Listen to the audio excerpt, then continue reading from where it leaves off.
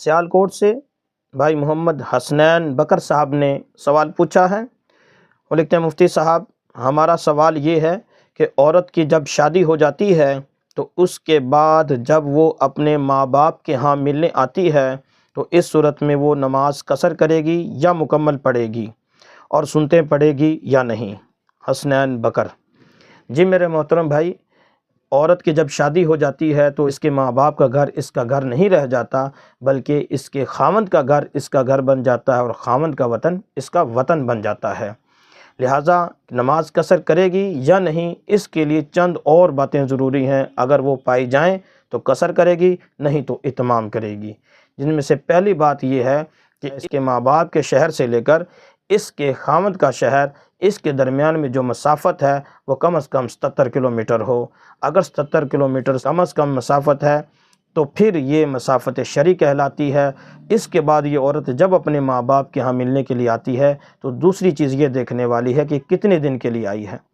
اگر یہ 15 دن سے کم کے لیے آئی ہے تو اس صورت میں مسافرہ رہے گی اور نماز قصر کرے گی، اور اگر 15 دن یا اس سے زیادہ کا اس کا قیام کا ارادہ ہے کہ یہ 15 دن 20 دن مہینے کے لیے آئی ہے تو پھر اپنے ماں باپ کے شہر میں پہنچتے ہی یہ مقیمہ ہو جائے گی اور نماز مکمل پڑھے گی۔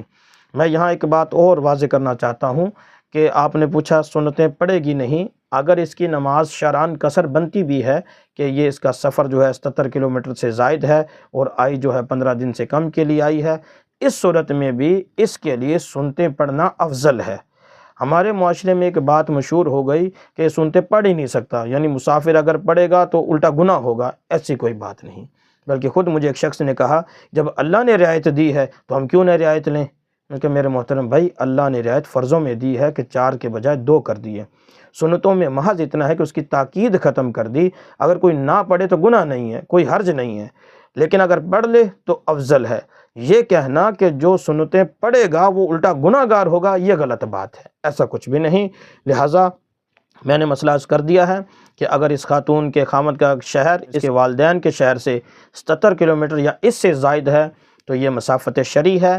جب یہ آئے گی واپس اور 15 دن سے کم وقت لے کر آئے گی، 15 دن سے کم ٹھہرنے کے لیے آئے گی، تو اس صورت میں یہ نماز قصر کرے گی۔